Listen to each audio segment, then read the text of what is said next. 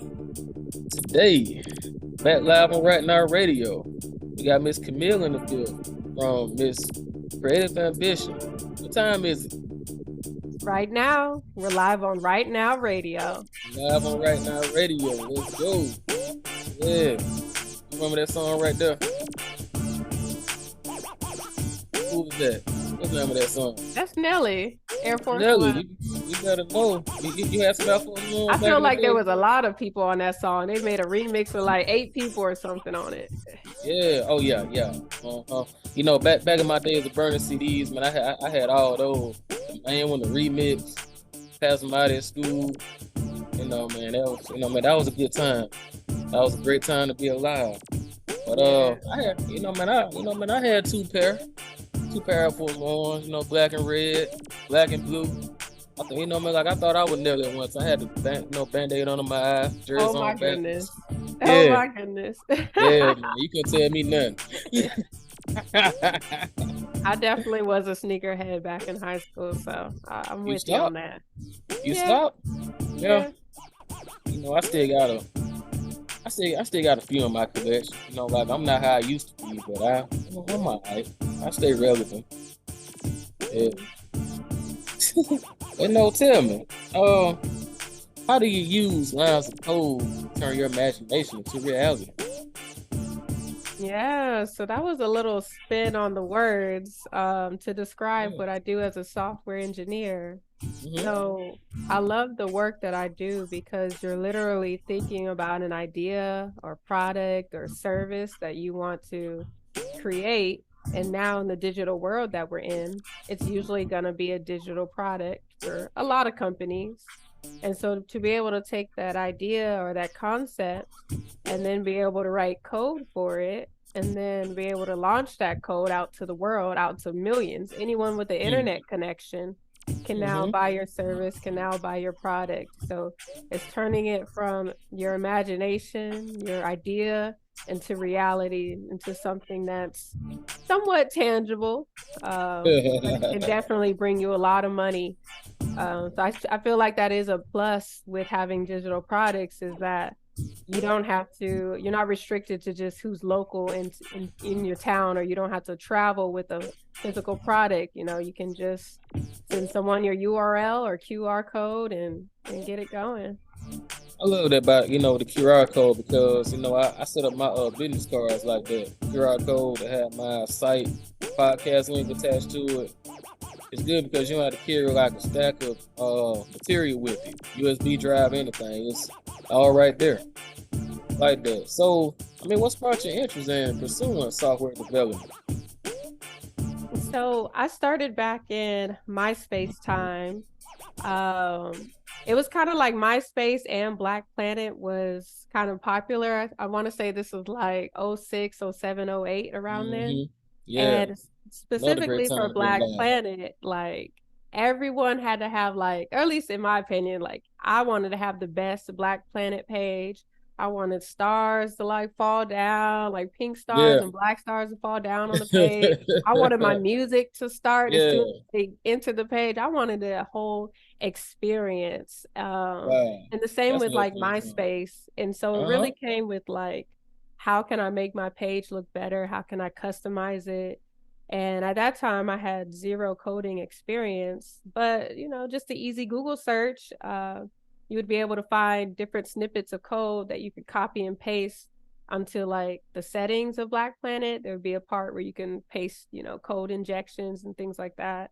And same with MySpace. So I would just copy whatever someone else put out there in the internet and I would paste it. And then I would customize it little by little. Like I'd be able to see if it said, for any of those of y'all who know like HTML, you'd have like a, uh, a paragraph and it would have like a little P tag. And they might, Hmm. back in the time, you were doing like inline styling. So it'd say color equals, and then like a hashtag or a hex code or Hmm. RGB code or anything of that nature. And Yeah. so I kind Like of you got said, the gist, like, that was all the HTML, right? That wasn't like yeah. CSS with MySpace and Black Planet. HTML mostly, right? It was a lot of HTML with like inline CSS at that point. It was definitely inline. So that was my first experience with styling. So like Hmm. you kind of got the gist of it just from looking at Wow. the text and knowing where you can Uh, change it. so I mean, like outside of designing your own personal web pages, what was the first project you took on to design for sale? Like I guess for school or maybe a customer. So after that, after like MySpace and Black Planet, I was super interested. So I started going to the Occupational Skills Center. They Mm. called it OSC. It's kind of like where you spend half of your day in high school and half of the day at a occupational training center. So I went to that in order to get refreshed on like web pages and how to build them. And so that was kind of my first time like learning how to build like a fake website for I think I called it Lemonade. It was just a fashion clothing line that I created a website Yeah, for, super yeah, fictional. yeah. Um, and then after that, like I So, would do like very simple pages for friends. They, the pages were never launched or anything. I didn't know how to do all that. So they oh would just sit man. there. Well, just imagine you launch those pages like like you could have some more income flowing in. Yeah, yeah, I could have got started Hey, real early. yeah, I see. So about like how old were you again? You said in high school, right? Yeah, I was like 17 or 18, somewhere around Yeah, that time. that's cool. That's cool. That's really dope. So I mean, like many people like to differentiate the importance of college education and just getting certification today, right? Some prefer certification over degrees, but I feel that in this industry, your value will increase significantly by having both, because as it's done for me. But what do you think is more important? Or you think they're equally important? Yeah, I'm gonna speak specifically for those who are interested in like IT work, even if we're really narrowing it down to coding work, I would say, I mean, you could just do a boot camp at this point and get way farther along the lines. Like you wouldn't have to go to a traditional 4-year college. I will say though, I will stress though, those who did go the traditional route and went to a 4-year college, they, just naturally have a lot more experience under their belt. They're probably well versed on a range of different topics. I see that those people tend to be more well versed in like back end or IT services as opposed to like what I'm in. I do a lot more front end work. Hmm. Um, and so I will say like they do have that advantage because they spent more time in things. But at this point, the at least in America, they have such a shortage of uh, trained and skilled people that can fill these open roles that they are just looking for someone who can literally get going, get started, even if they're a junior level. They'll be able to Hmm. take you and just, assign things that are more appropriate for someone at that level. But it still I gets agree. you in the door, get you experience. You can, work with coworkers to kind of level up your experience as you go Mhm. along. So I Yeah, would man. say you See, can, you yeah. know, add on what you were saying. You work with coworkers and see you go to different networking events like we have here in town. We have a place called the Lab on Dexter. That's an incubator. So they host a lot of networking events, a lot of different workshops on coding. They have code jams, competitions. They have also those chat GPT seminars and how to attain the right business grants as well. But see, you go to events like that, you're gonna meet many different professionals, entrepreneurs who can also help you connect you to the right people as well. So those I know a lot of good things going for you. But Absolutely. so like I said, what are some of the best projects and application that someone can use at home to begin developing apps? Like I say, I like Swift for instance, because it's very, very easy to use. And what do you recommend? Say like for like I know like GitHub is another. You have projects on there that you can use with Visual Studio Code too. Like I said, what's some of the best sites to use for that? So some best websites a person can get started on or like get a project Yeah. going for experience. Hmm. I mean, definitely GitHub has a whole range of different projects, but for a true beginner, like a true true beginner, maybe 2 year or 2 months of experience and less. Even GitHub is pretty confusing. Even just learning how to Yeah, yeah, like cause I, clone the, woo, yeah, it's yeah, it's cause I, it's a man, lot. I was lost on there. I got on a few months ago. And I was like, okay, like I'm gonna need some help. I need to start. Yeah, I need to start just something basic. I just want to do some basic yeah, lemonade calculator app for right now till I actually build myself up. You know what I mean? So yeah. exactly. I Exactly. mean, So GitHub, I would even just wait a little bit more until you're actually okay, further along. But I would really recommend to go on. I think it's called freecodecamp.com. Don't y'all just put it in the okay, Google and search. okay, But okay. that one as well has a lot of different projects that will kind of guide you along the process, kind of hold your hand as you're building the product or the Yeah, test page. There's some other environments. I'm trying to think of the name of it.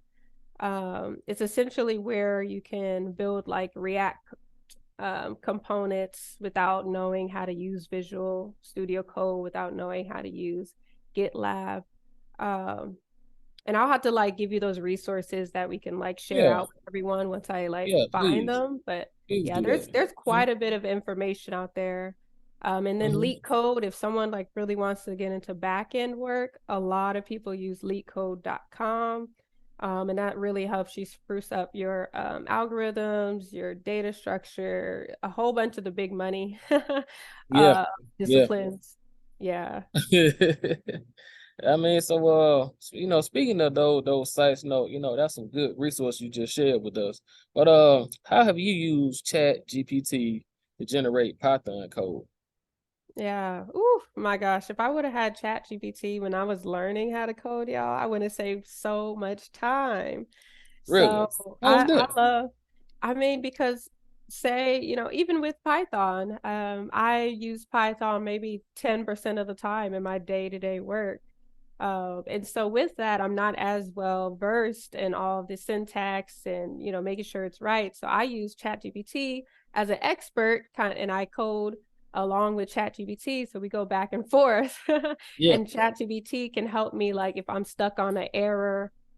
Python is like not compiling my stuff, and I'm stuck on an error. I just send ChatGPT my error code, and it just comes up with the solutions like instantly. that's I simple. did not have that when I was learning. So I would have to fight the errors and look on Stack Mm-hmm. Overflow and look on the internet, and it's time Because consuming. that's that's where I learned coding from C Sharp, Java, Visual Studio. Okay, I learned that in 2010, but still, that's how I learned. Going through line by line, trying to find those commas, extra spaces that shouldn't be there, and they're sometimes very hard to find. You would think you've done everything you could possibly do. I want to find that there it is. Mm-hmm. And just like you said, if it's a comma or an extra space, like that's so Yeah, frustrating if you took, and it could 30 be minutes, an anywhere. hour just to look for that. It could be anywhere. It could be in the beginning, in the middle, right after that last bracket. You like really that held the program up. Mm-hmm. Yeah. It's crazy. ChatGPT can really, really help speed up everything. I'm just wondering. So like you know, that's great too. But like how do you refrain from getting distracted or taking on multiple projects? Oh my gosh, you're asking a person who works a lot. Yeah, yeah. But I mean, right.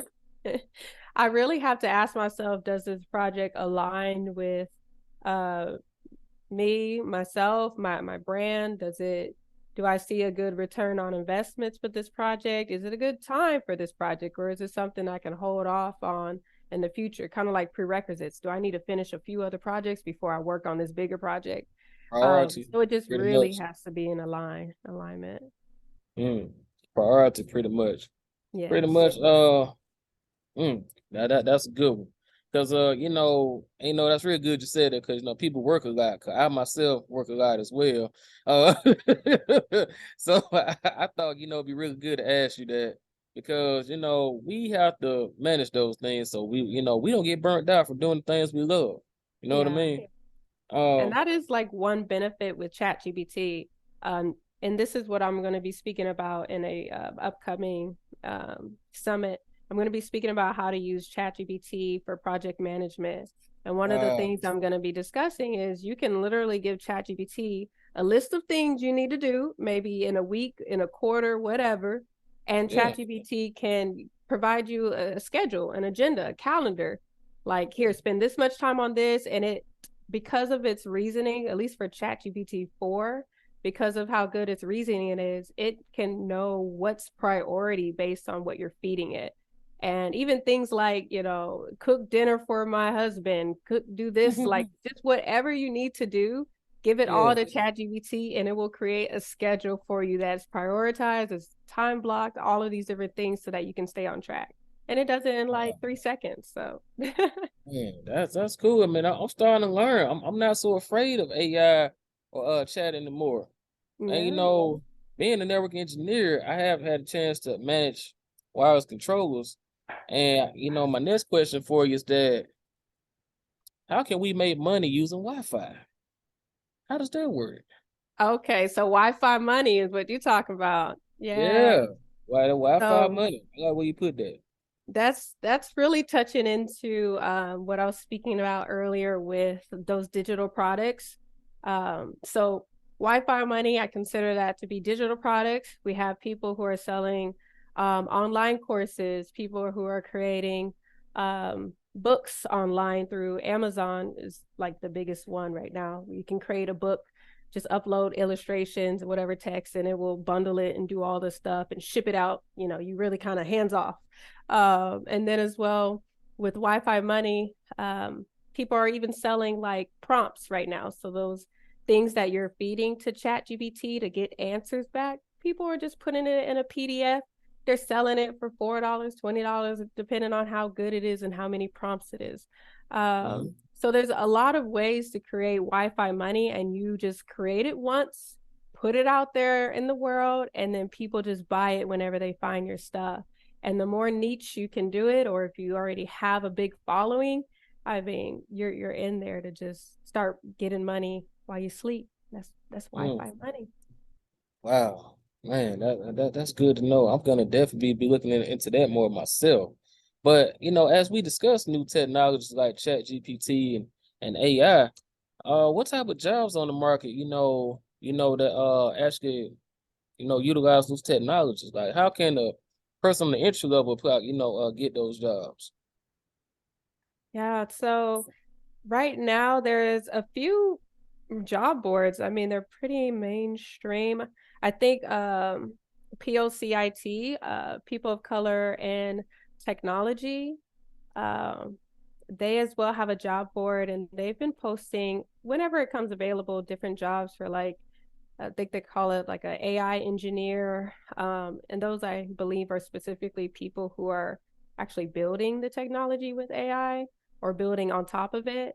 And then you have jobs listings for prompt engineer. And those are, I believe, don't quote me y'all, but I believe those are the people who actually create what the ask is of ChatGPT, like the prompt, the input. So ChatGPT can then calculate it and give them back appropriate response, because that's super important. Uh, If you want to be able to use ChatGPT efficiently, you got to know how to put in the right search parameters, just like Google. You got to be pretty specific so it can give you back what you're looking for. yeah, yeah, I see. So before you found your niche in coding, what did you want to be? What you originally want to be after you grew up? Oh my goodness.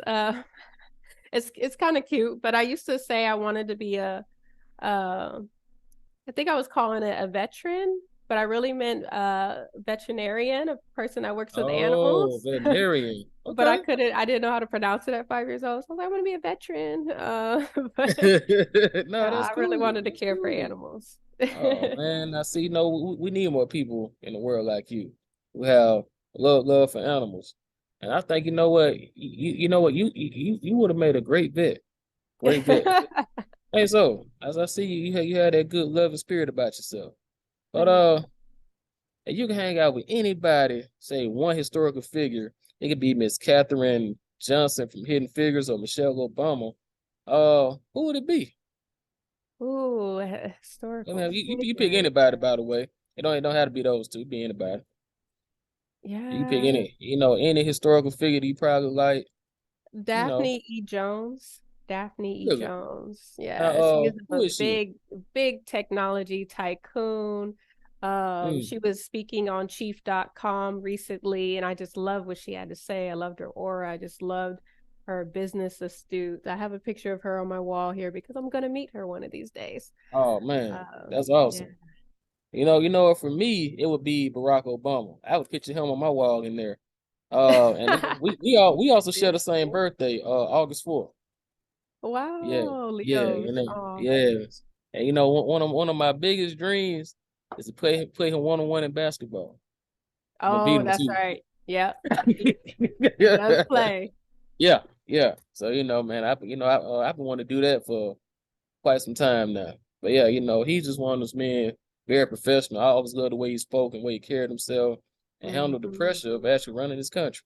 Exactly. I thought he handled it well. So, Yeah. just being a Valuable very insight. strong leader. Yeah, very, very strong leader. Um, I guess like what is something, what was a common myth that you think people misunderstand about us technology professionals? Like I said, what's a common myth you think they misunderstand about us? Oh, so I'll give you two. Yeah. For sure, I hear that we are just geniuses. And we're just like, you guys are genius. I couldn't do nothing like that. I'm like, you can Yeah, with well, we actually practice. are. We actually are geniuses. I But feel I like mean, anyone we're can still human. learn. We're Yeah, still you human just too. Yeah, it's just like learning a new language. Like you just practice, I get it. practice, practice, A new and recipe ain't the thing. yeah. And then the second one I would say is that I think a lot of times they think we're supposed to be quiet, nerdy, like super Yeah. introverted, Oh, like just yeah. socially Yeah. awkward a lot of the time. Yeah. Yeah. And if we're Yeah. not I've gotten that a socially lot. awkward, then it's like, are you I've sure you're gotten that a a lot. technologist? Like I've they gotten kind that a of lot. question, like, you sure you really cold? Like, yeah. Yeah. Because I can say like early on in my career, that's how they expect me to be, just quiet and in the corner, just secluded. I'm like, that's not me. Like I like being around people. I like to meet people. So, and I'm just very curious for knowledge. That's why I enjoy working in tech. It allows me to use my creativity. Yeah, exactly. Yeah. That's So, exactly what I love about this field. allows me to use my creativity. It's not to have to stick to one formula. I can use that formula and use it my way, and it's gonna work. Or your way. Mhm. It's gonna work. I love the for sure with the creativity, and I love that it gives a lot of people freedom to Hmm. kind of work on their own schedule and work at Yeah. night, work in the Yeah. day, work at Hmm. home. It's a lot of freedom with it. Man, so like with all the time you invested in software development, how do you keep up with all the current trends? I mean, because there's so many out there now. I mean, like, what would you recommend to our entry level professionals too, who are just getting started? They might not be aware of all the tools yet. What do you recommend to them, Miss Camille? So I'm gonna say, because I learn best by doing hands-on things as opposed to just reading or watching a video once. Like I really need Right. to apply it. So for me, it's like, okay, I may watch a you. I do love watching YouTube tutorials because I am visual as well. So I watch a YouTube tutorial and I'm going through the tutorial with them on my terminal and also developing it as I go. Um, and as well, on the job experience is really the best too. And you could even work with, so when you do get your first job, you're going to see, especially if you're in like software development, you're going to see a lot of different pull requests. They're essentially people needing other people to review their code. To make sure it looks good, it's accurate. And so that's your opportunity to even look at people's codes in different languages like Swift or Java that you may not know, just so you can start getting familiar with the Awesome. syntax and all these different things as Awesome. you're Yes. looking. So there's always so many different opportunities. The meetups, of course, like you were saying earlier in the call, Uh-huh. that's super helpful. And then Right. there's been times in the pandemic where I, linked up with other people that I knew who were wanting to build this app. And I just had time and I wanted Yeah. to work on the app. And that app was a decentralized app. So it was all about putting on the blockchain technology. I had no clue what that was about. So I was like, yeah, I'll help Yeah, you. I've recently learned about blockchain. I recently just learned about blockchain myself, kind of picked up on it. I learned that, it's another powerful tool. So, the Wi-Fi money, Chat GPT, and AI are definitely three technologies that I'm gonna start investing more time into. I see it's really cool and it does a lot of work for you. Mhm. Have you had a chance to work with the metaverse yet? Ooh, so not specifically. I mean, I guess I don't know. I've been like in the metaverse in a sense. I attended GuapCoin. Their summit was like 2 weeks ago from Tavana Evans. You can find her like Crypto Diva. She has a lot of information out there, especially for those in the diaspora that want to get into this and just don't know how. She's like really teaching people like how to get into the metaverse and how to get in early so you can make that Wi-Fi money. Wow. Man, that's cool. But tell you, as we begin to wrap up, like, what's like one story that your family tells about you whenever you introduce them to someone? Oh, A funny story, we all have it. They might drop something you did when you were a kid. Like, mom, why you say that? What are you doing? oh my gosh. Honestly, I would say it's my daughter a lot of the time. She's 5 years old. She has a lot to say. Yeah, Always imagine. telling people, this is my mommy. She makes a lot of money. I'm like, what? You just gonna put me out like And for her dad, she said, this is my dad and he's really strong. I'm like, okay, girl. Okay, girl. But they also said kids are very honest too. So, Hmm. I mean, hey. Speak it into existence. I'm okay Yeah, with they it. do. Yeah, they probably a little too honest. So Yeah, she said some things. I was like, look, honey, we got to discuss. This is private information now. Okay. man, that's funny. But tell us, how can everybody find you on social media, website? What's the best way to contact Yeah, so the best way, Instagram at camillehall.js for JavaScript. you? And Yeah. then as well, LinkedIn, Camille Hall, based in Austin, Texas at the time. For any of those you who are going to be in the Atlanta area for essentially Memorial Day, I think. It's like May 28th to June 1st. I'll be at the Render ATL conference, Oh, big okay. I conference saw. for those coders and Oh, whatnot. you're gonna be there. I saw it on Instagram. Yes, I'll be a brand Okay. ambassador, so I'll be up there. Y'all can check me out in person.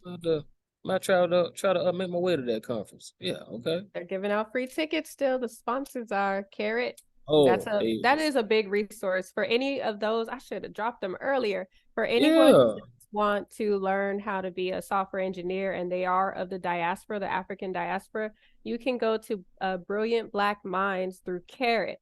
They will help you learn how to code better.